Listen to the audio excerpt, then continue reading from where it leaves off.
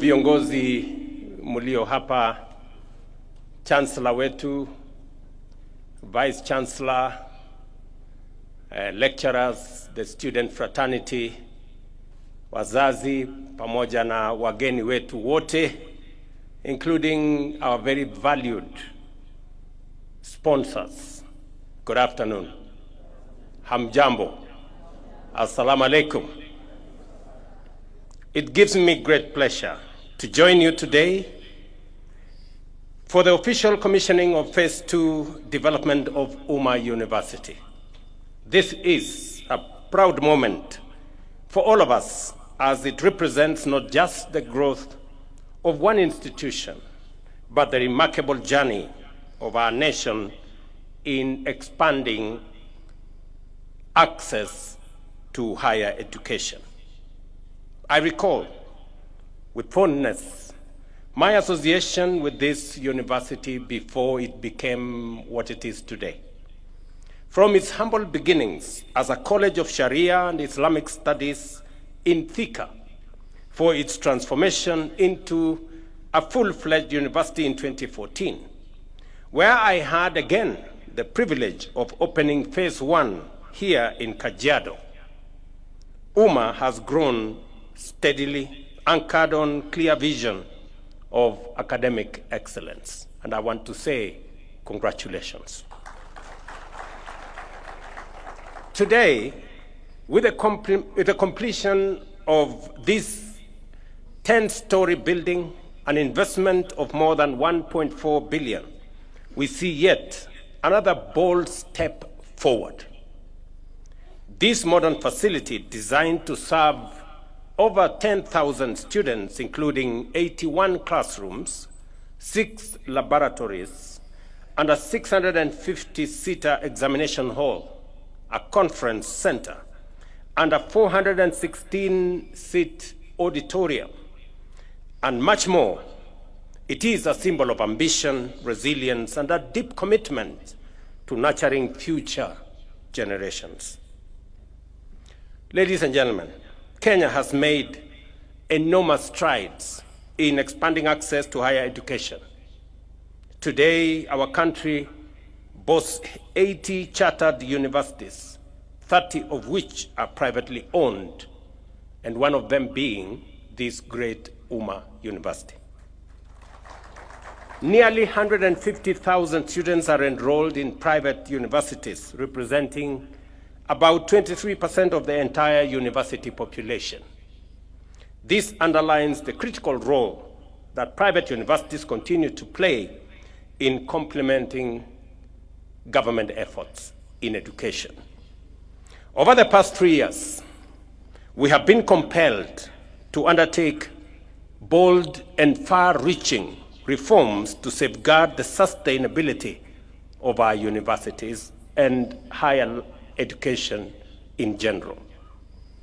Not long ago, the subsector was in a serious crisis, with 23 out of the 40 public universities sinking into technical insolvency, threatening not only their stability, but also the future of thousands of students.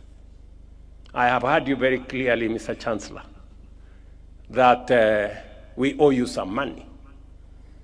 And it is because we had a system that I had to take the decision to stop of sending students to private universities when we didn't have the money to pay for them.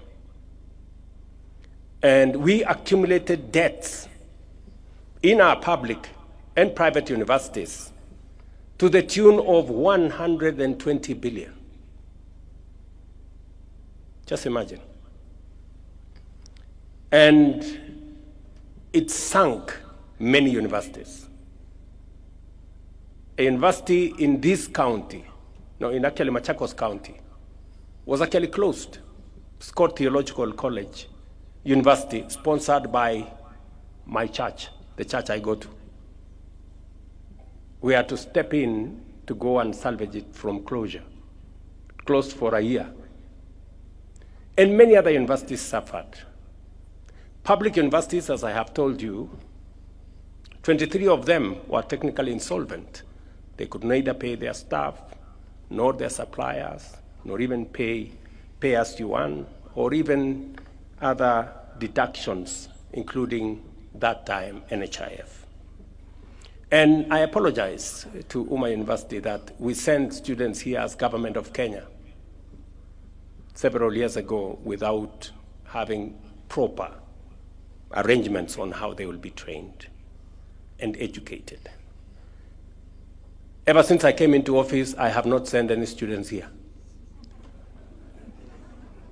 Because until I have the money to pay for them, I will not send you any students. And I'm just figuring out how to pay the debts that you have told. And you are not the only one. I have, as I told you, the government of Kenya owes different universities to the tune of 120 billion. In fact, some of the universities are in serious dire straits. Through decisive action, we strengthened governance in our universities, restructured financing, and introduced the student-centered funding model, a game changer for higher education. Scholarships and loans are now awarded on the basis of need, ensuring fairness and equal opportunity for all Kenyan learners. University fees have been reduced significantly. Students now pay between 5,800 and 75,000 a semester, depending on their ability and program of study. University funding has nearly doubled, raising from 45 billion in 2022-2023 to 82 billion in this year's budget, while help loans have more than doubled from 17 billion to 41 billion. In general, we have enhanced the budget for education in the last 3 years by about 130 billion shillings. And it is because we believe that any nation, especially one like Kenya, where human capital is at the heart of transformation, must get its education right. It is the reason why we are deploying more resources to make sure that our education remains of good quality, accessible, and relevant. And that is the reason why we've hired more teachers, we've put more money in Higher Education Loans Board, and we have put more money in university funding. Already, nearly 470,000 students have benefited from scholarships and loans. The reforms have also restored financial stability, reducing the number of technically insolvent universities from 23 to 13, and even the 13, we are working with them so that in the next 2 years, we get all our universities out of the red corner. Public universities equally have been very supportive. They have raised 11 billion shillings through diversified revenue streams and saved 1 billion shillings through cost-cutting measures. So everybody now is sensitive about where the money comes from and how it is spent.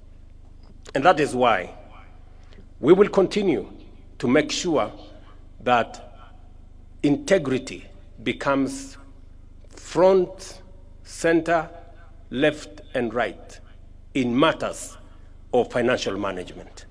It is the reason why we are changing our procurement mechanism so that we stop theft, pilferage, and corruption that has pervaded our procurement and made it an enterprise for making money and not providing service. It is the reason why we insist, and I have made myself very clear, that e-procurement is going to cut our costs by up to 40%. I have discussed this with many other governments. In fact, the government of Indonesia worked with us on the program that we have, so that if a pencil costs 5 shillings, government does not pay 15 shillings. Government should pay 5 shillings, because that is what it is. And I know there are teething problems which we are working on to make sure that e-procurement becomes the default procurement mechanism. That is the procurement mechanism of the government of Kenya. We will streamline the teething problems.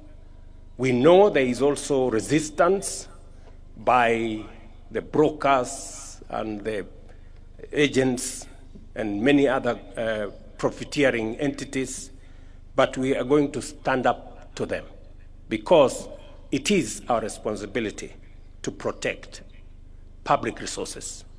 The same way I just heard in this university that the resources made available to this university is spent with integrity. That is the measure of any success. Alongside university reforms, our technical vocational education and training system has undergone extraordinary transformation. Enrollment has grown more than double, from 297,000 in 2022 to 718,000 this year, driven by supportive policies and aggressive awareness campaigns. We have expanded national polytechnics from 11 to 29 today, greatly strengthening our skills training capacity. At the same time, the recognition of prior learning policy, launched in 2024, has already assessed 6,734 candidates, with 898 graduating at the launch. To deliver quality training, we have increased trainer recruitment at our TVETs from 7,000 to 10,000. We've hired 3,000 new trainers, and we are in the process of hiring another 5,000. Industry partnerships have also surged, because industry told us that they want job-ready graduates from our technical training colleges. And for them to be job-ready, they must have practical experience. Where now we had 65 industry players that were working with us. Now we have 2,883, because we want more of our trainers to leave campus, to leave their colleges, when they already have a feel and an experience of what happens in the real world, in industries and manufacturing entities, embedding practical, hands-on experience in our training programs. These achievements demonstrate that TVET is now firmly at the heart of Kenya's transformation, equipping young people with practical skills to innovate, create jobs, and drive economic development. Ladies and gentlemen, the process we celebrate nationally, the progress we celebrate nationally, finds full expression here at Umma University. With the support of our partners, the government of Kuwait, and the Direct Aid Society, this institution has been able to expand its facilities and strengthen capacity to serve thousands of young Kenyans. I was privileged to meet some of them this morning, and I was very proud of their confidence and their grasp of issues that they are learning in this university. I met Nura and Mwenda. Nura explained to us what we can improve on the facilities and the digitization we have done with our universal health coverage, the Taifa Care and SHA. And she had brilliant ideas on how that digital framework we can improve on the last mile so that it can get to ordinary people who may not even have smartphones. Nura and your team here, congratulations, continue. We will work together with you going into the future. And I am very confident that Honorable Duale will have some space to discuss with you how what you're doing here can dovetail into the success we want to build out of our universal health care coverage. And maybe use this occasion to the defense of my former boss, the former president, to defend him that we should be a bit magnanimous to him. He did time, led our country, and the Linda Mama program was a great program. We developed it under the Jubilee administration, under the leadership of President Uhuru.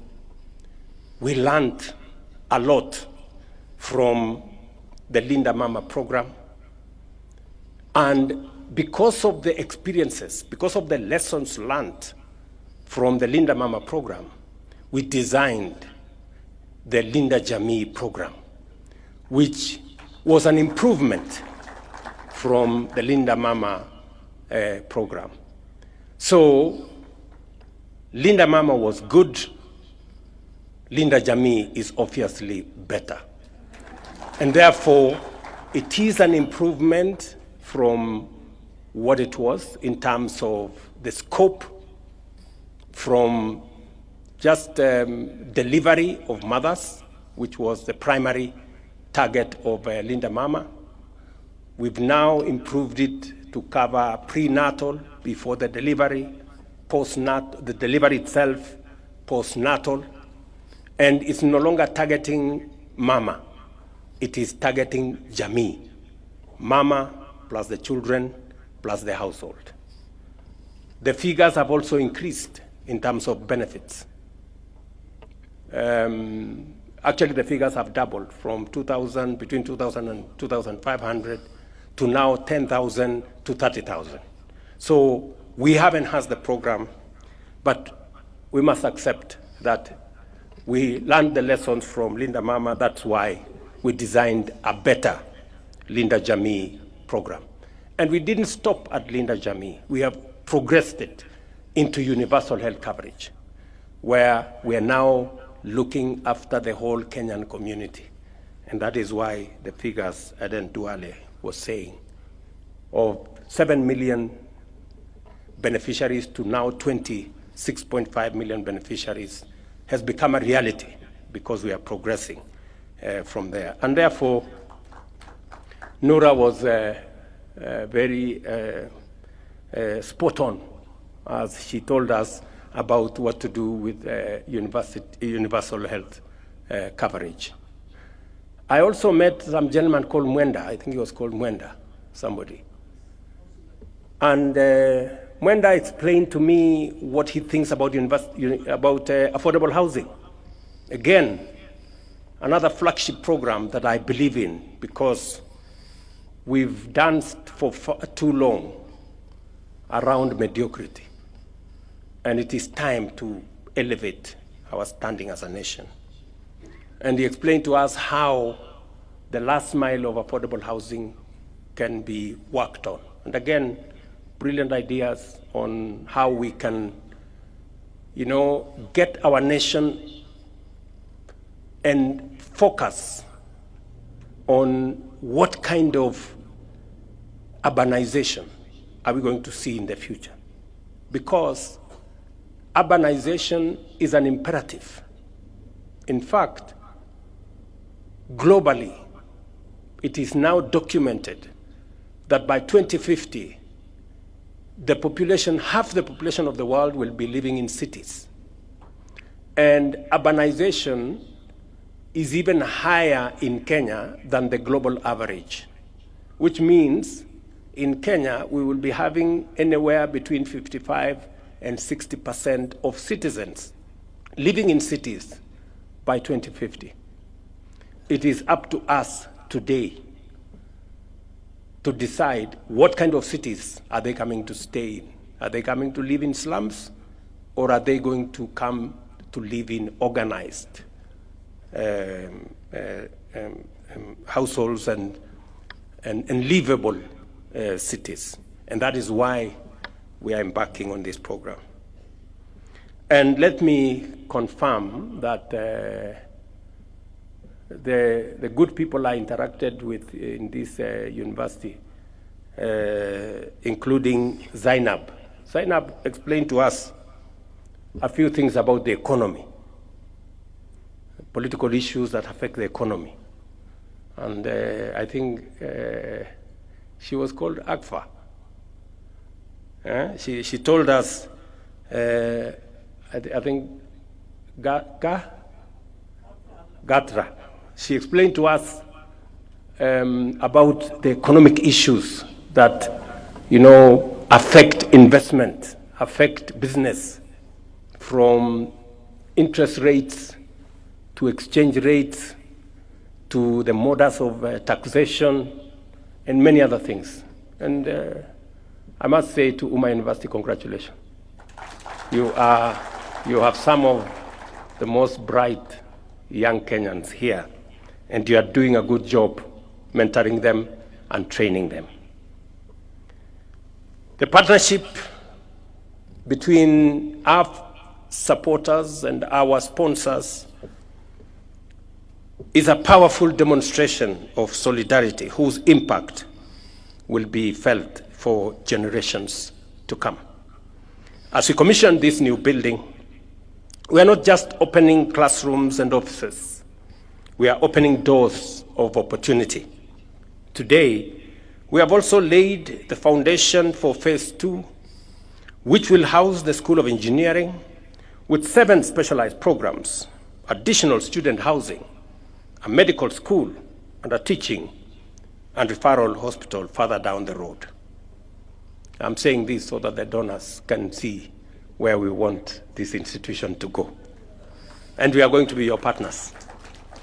As Kenya implements the bottom-up economic transformation agenda, our universities and TVETs will continue to play a central role in producing skilled, ethical,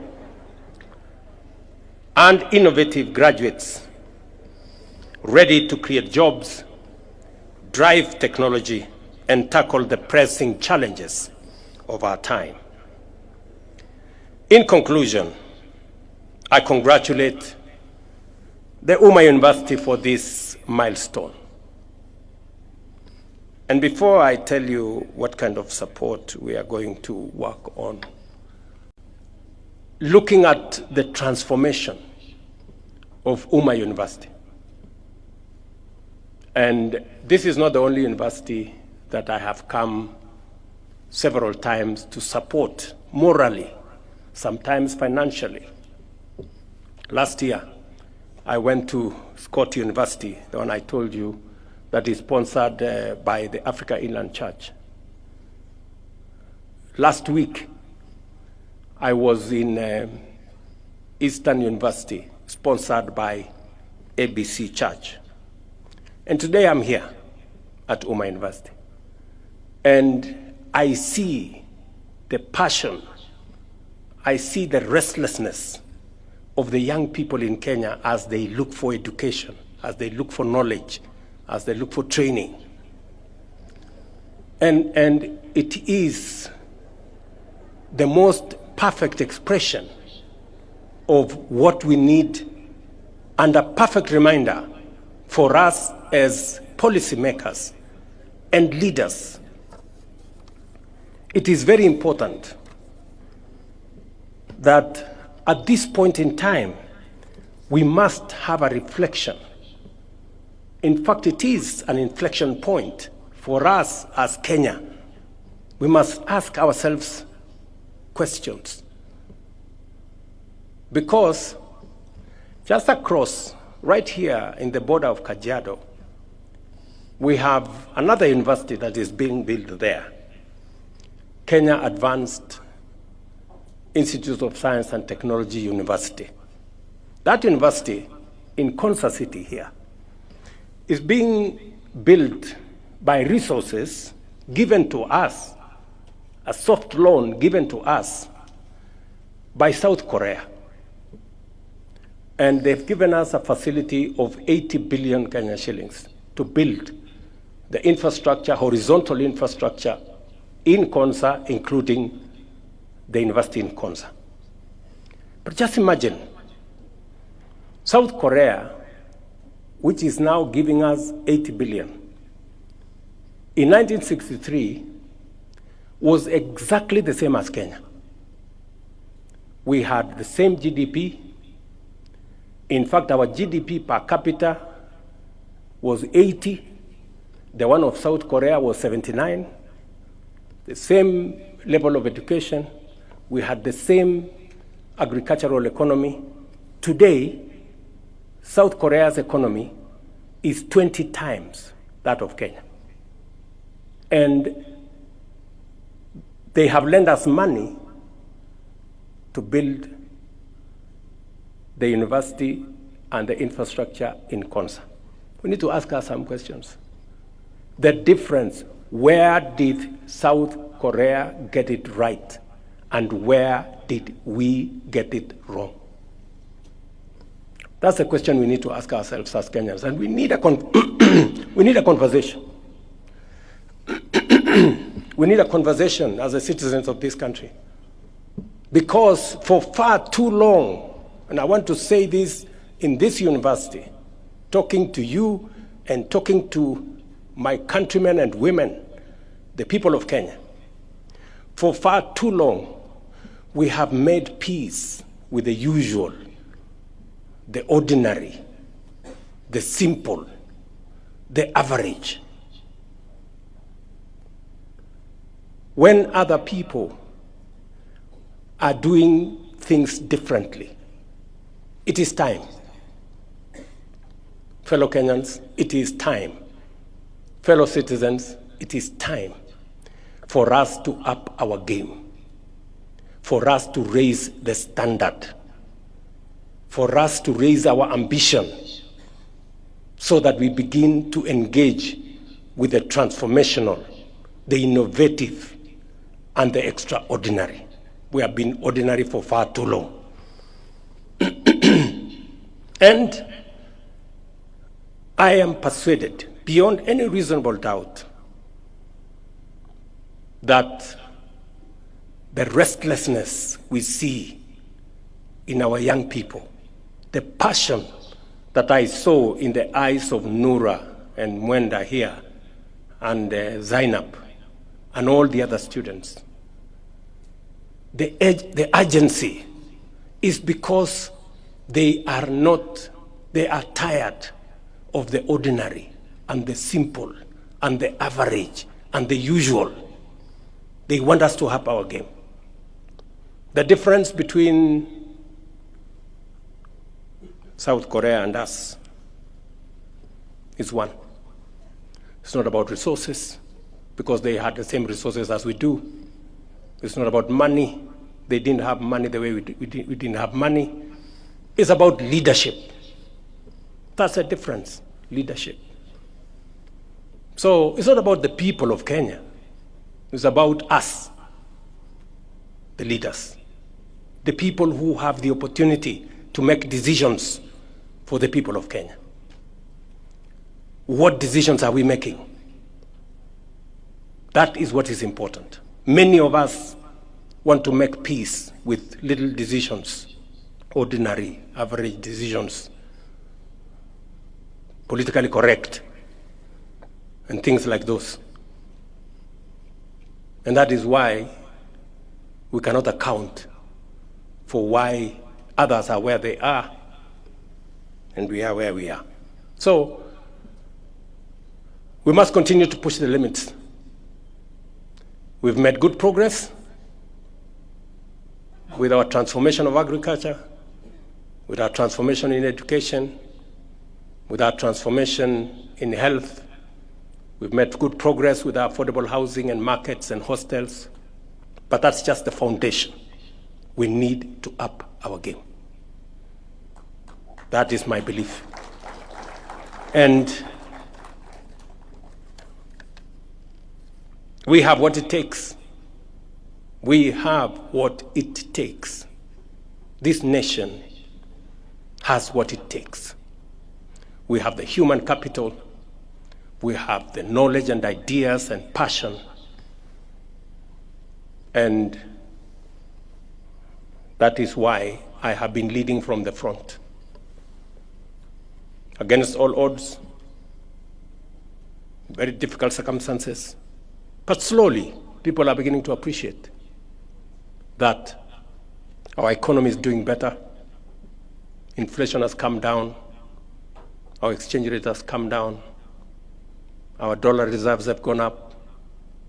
Our universities are doing better.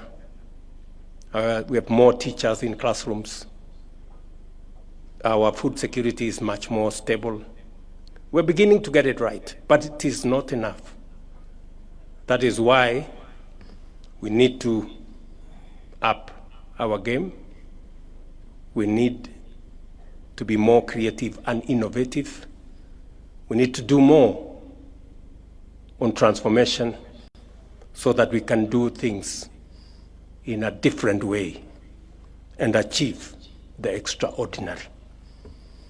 As government, we remain steadfast in supporting institutions of higher learning to ensure every young Kenyan has the chance to achieve their full potential.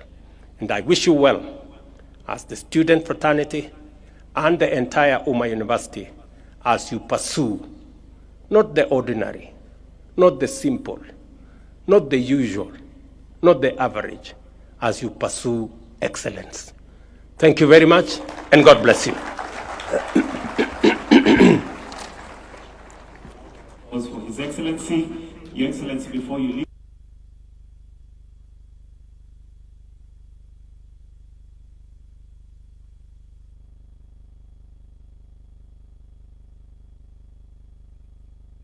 I'll seek your indulgence, Your Excellency, just for 2 photographs.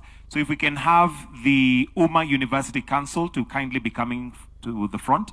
UMA University Council to kindly come to the front. There are 10 members. UMA